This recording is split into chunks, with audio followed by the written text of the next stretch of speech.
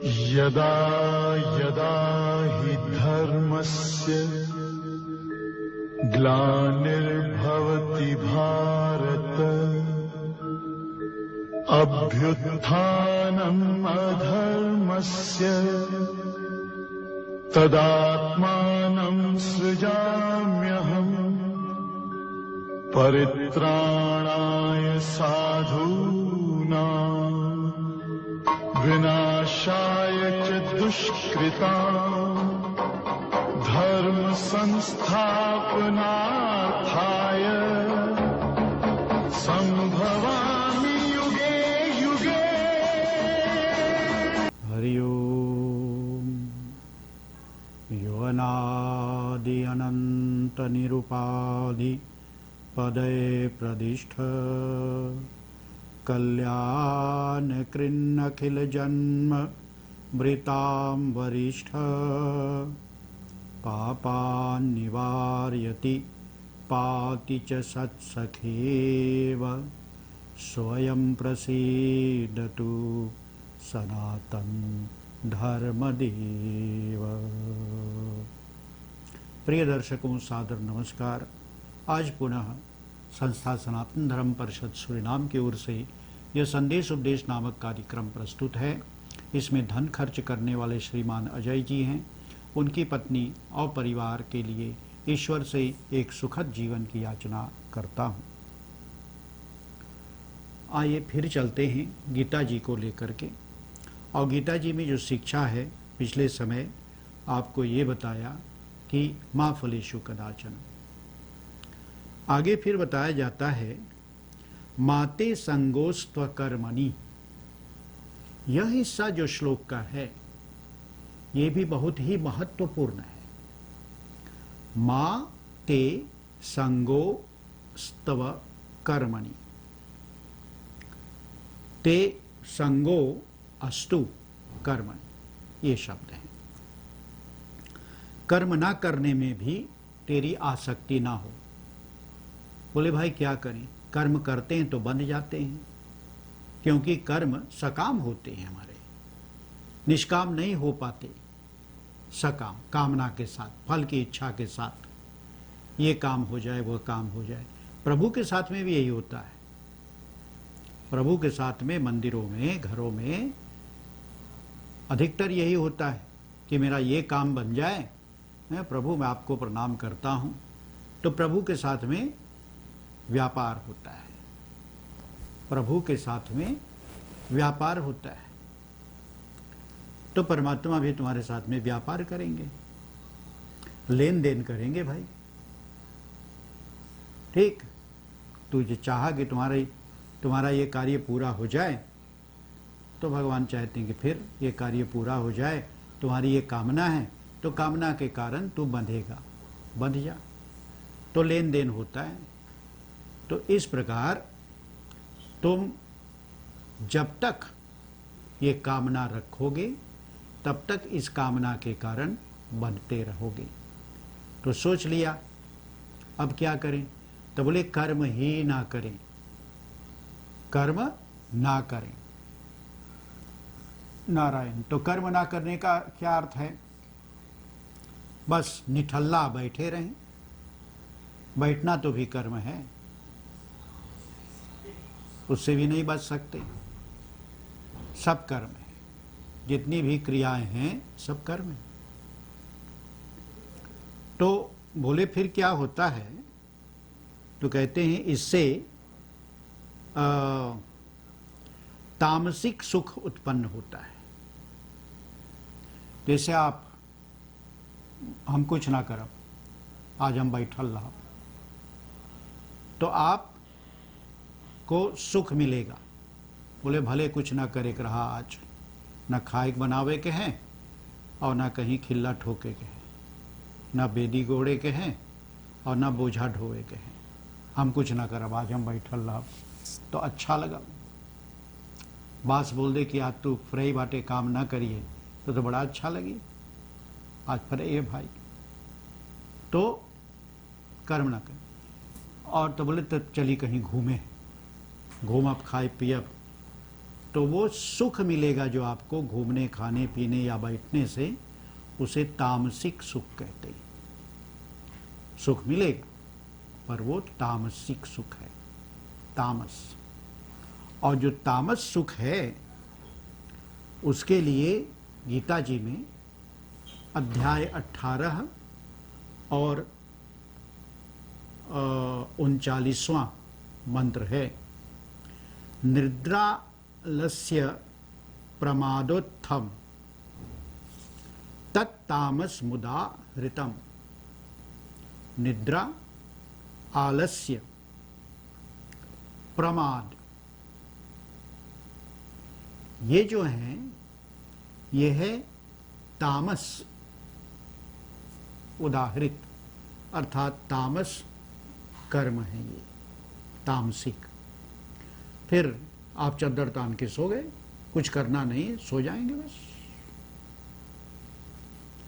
आलस्य, आप कहीं बैठे रहेंगे, माछी मारेंगे, आलस्य। मुंह बाते रहेंगे। निद्रालस्य और प्रमाद, प्रमाद में आ गए। मादकता माने नशा, नशे में आ गए। नींद की नशा है, जो सुख मिलता है, जो आप समझते हैं उस समय, उसमें प्रमादित हो गए, उस नशे में आ गए। बड़ा अच्छा लगे, काम ना करे के पड़े आज, उसमें आ गए, कोई कर्म नहीं करते तो प्रमादित हो गए। तो इस प्रकार इसका फल क्या है? तब यदि आप इस प्रकार की स्थिति में आ गए तो उसके फल क्या होते हैं? तो गीता जी आगे के कहता है, अध्याय 14 श्लोक 19 में कहता है, 19 या 18 में, अधो गच्छन्ति तामसाः। तो ये जो तामसी लोग होते हैं, तामस कर्म में आ जाते हैं, तो इनका फल भी तामसिक होता है। अधो गच्छन्ति अर्थात अध माने नीचे, ऊर्ध्व माने ऊपर। तो जो जीव, जो प्राणी ऊपर की ओर, अर्थात जिस स्थिति में है, मृत्यु लोक में है, मृत्यु लोक से ऊपर उठ जाता है जीव, जो उनके अच्छे कर्म होते हैं। और वो कैसे होते हैं? राजसिक या तो सात्विक, पर ये तामसिक कर्म के अधोगच्छन्ति तामसा, वे तमोगुण में रहने वाले नीचे की ओर जाते हैं, धरती से ऊपर नहीं, पर नीचे की जो गति है उन गतियों में वे जाते हैं। ठीक, आलस्य प्रमाद अर्थात कर्म ही ना करेंगे तो तामसी वृत्ति आ जाएगी, वह एक है। दूसरा क्या है? पहला ये कर्म आपको बता दिया कि कुछ ना करेंगे, कर्म ही ना करेंगे तो वह तामसी वृत्ति उसमें आ जाएगी। दूसरे, कर्म करेंगे और सुकृत कर्म जिससे अच्छे फल हों, उसे राजसिक कर्म कहते हैं। कर्म करेंगे पर अच्छे अच्छे कर्म करेंगे जिससे अच्छे अच्छे फल मिले, अर्थात जिससे पुण्य मिले, जिससे ऊपर की ओर उठें, जिससे उद्धार हो। इस प्रकार के सोच से जो कर्म किए जाएंगे वे सब राजसिक कर्म हैं। राजसिक, राजसिक माने देना और लेना, देना और लेना, व्यापार, वो राजसिक कर्म है। कि मैं ऐसा करूँगा, मान लीजिए किसी की सेवा करूँगा तो अच्छे फल मिलेंगे, अच्छे फल मिलेंगे, सुखी रहूँगा, ये जीवन लंबा हो जाएगा और दिनों तक जीऊँगा, आयु की वृद्धि होगी, मुझे किसी प्रकार का रोग नहीं सताएगा। ये सब विचार व्यक्ति उधेर बुन कर लेता है और ऐसा ही कुछ वह चाहता है कि ये जो जन्म मिल गया इस शरीर में हूँ, यह शरीर और भी समय तक रहे, मैं और भी भोग पा सकूं, मैं और भी ऐसे कर्म कर सकूं जिसके फल बहुत अच्छे हों, पुण्य फल हो, अच्छे फल हों। दूसरा ये भी सोच सकता है कि भाई रात में मैं पड़ोसी में जो खेत है उनमें रात में जाऊं, और रात में गए तो कुछ उनके लगे हुए अच्छे अच्छे फल, मान लो बाना है तो 8-10 बोझा काट करके ले आऊँगा, ले आ करके बाज़ार में बेचूंगा और बेच करके इतना कमा करके पैसा रख लूँगा। ये भी तो कर्म है, पर ये भी राजसिक कर्म है, क्योंकि फल की इच्छा से ये कर्म किया जाता है कि अंत में फल अर्थात कुछ पैसे इकट्ठा कर लूँगा। तो अच्छे कर्म भी, सेवा रूप आदि कर्म और चोरी आदि भी कर्म, ये दोनों प्रकार के कर्म फल की इच्छा से जो किया जाता है वह राजसिक है। और जो राजसिक होता है तो राजसिक कर्म व्यक्ति को जकड़ करके शिकंजे में बांध लेता है। ठीक किसी डोर में कोई बंध जाए, किसी रस्सी में बंध जाए तो तोड़ करके उसे निकल सकता है, पर जो शिकंजे में लोहे की कड़ी में यदि बंध जाए तो कैसे निकले, लोहे को कैसे तोड़े, तो इतना कड़ा वो बंध जाता है।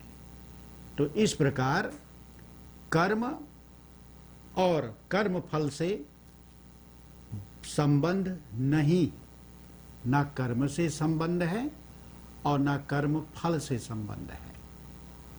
कर्म से संबंध नहीं और कर्म फल से संबंध नहीं, ये समझना थोड़ी मुश्किल है। कर्म माने कोई फल की इच्छा से ना करें तो कर्म से आप संबंध नहीं रखते। अब जैसा भी होगा होता चला जाएगा। जो भी कुछ कर रहा हूं तो प्रभु के लिए कर रहा हूं, ये है कर्म, प्रभु के लिए हो रहा है, इससे मुझे कोई फल चाहिए नहीं, अच्छे बुरे कोई फल नहीं चाहिए, फल की इच्छा नहीं, मा फलेषु, फल की इच्छा नहीं, तो कर्म करते चले जा रहे हैं, फल की कोई इच्छा नहीं। तो वे हैं कर्म, और कर्म फल से भी कोई संबंध नहीं, कर्म फल से संबंध नहीं। आपको सुख मिलने लगे, आपके नाती पोती होने लगे, बढ़ने लगे, तो आप बहुत सुखी होते हैं, और बहुत सुखी होकर के आपका चेहरा बिल्कुल चमकने लगता है, और जहाँ जहाँ नाती पोते की बात हो वहाँ वहाँ आप खिल उठते हैं, खिलखिला उठते हैं। और जहाँ जहाँ कोई बुरी घटना की बात हो परिवार में अपने के साथ या नज़दीकी से, तो आप बहुत दुखित हो जाते हैं, पीड़ित हो जाते हैं, आपका चेहरा बिल्कुल मलिन हो जाता है। तो ये है कर्म फल। तो कर्म फल से भी कोई संबंध नहीं।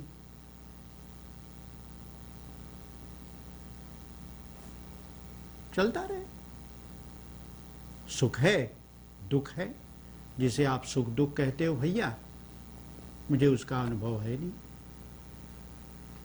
क्योंकि जब तक शरीर आप रहेंगे तब तक अनुभव रहेगा, शरीर से हट जाएंगे अनुभव नहीं रहेगा। ठीक, तो धीरे धीरे आप ऐसा कर सकते हैं, और इनसे संबंध छूट जाए तो सात्विक वृत्ति से आपका संबंध जुड़ जाता है।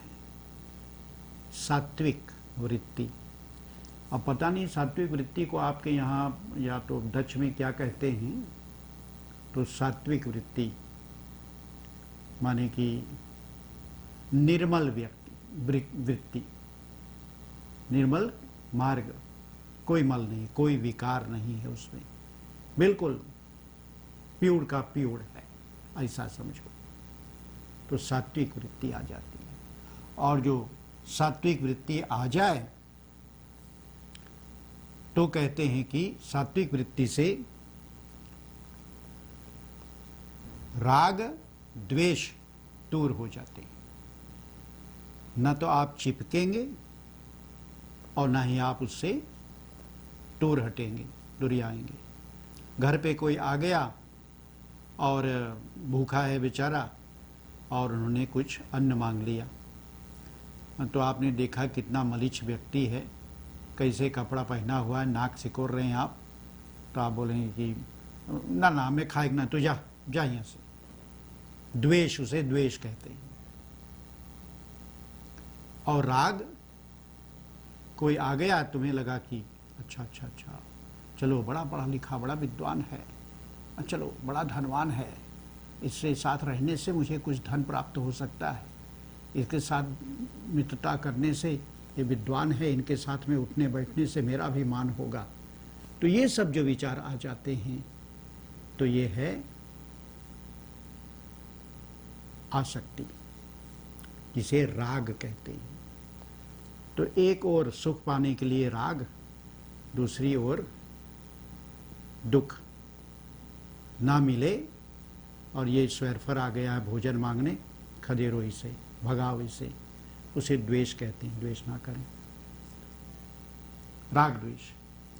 तो सात्विक वृत्ति में ये राग और द्वेष नहीं रहते।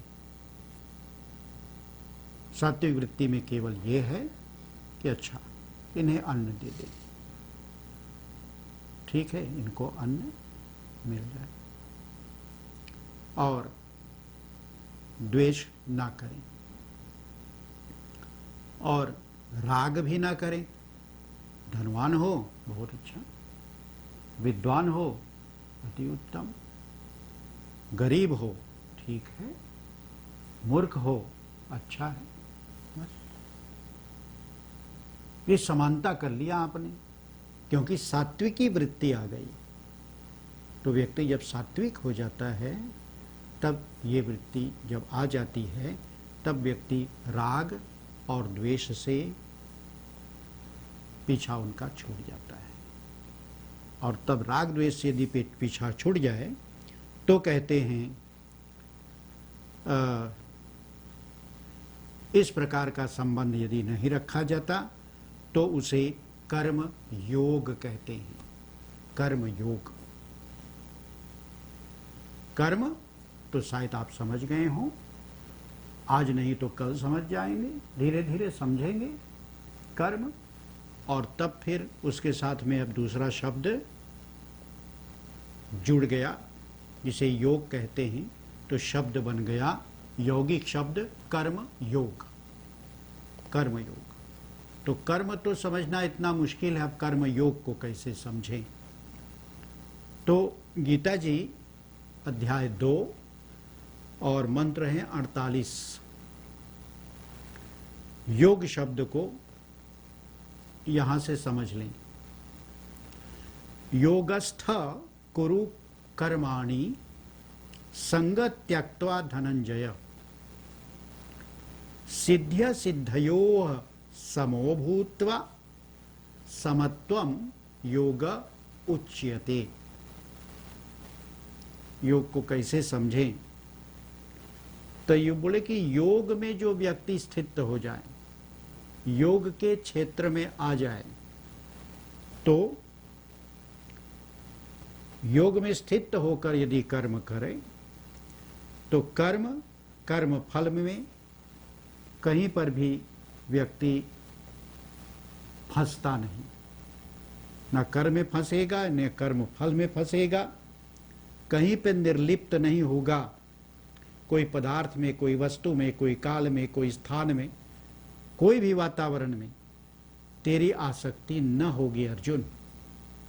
तो कहीं भी आसक्त नहीं होगा, कहीं भी चिपक नहीं जाएगा, कहीं चिपका नहीं रहेगा, मुक्त रहेगा, ठीक। और तभी तू निर्लिप्तता पूर्वक कर्म कर सकता है। यदि किसी में चिपक गया तो मुक्तिदायक कर्म कैसे होंगे। शरीर में आने का मतलब एक ही है ना, मुक्त होना, और कुछ नहीं। बाकी जो है तो ऐसे ही मिलते चले जाते हैं अच्छे बुरे कर्मों के कारण, पर मुक्त होना तेरा उद्देश्य है। ये जीव का उद्देश्य है मनुष्य शरीर में आने का, मुक्ति पा लेना। सर्वत्र दर्शनों में यही बताया गया है, मुक्ति पा लेना ही अंतिम लक्ष्य है।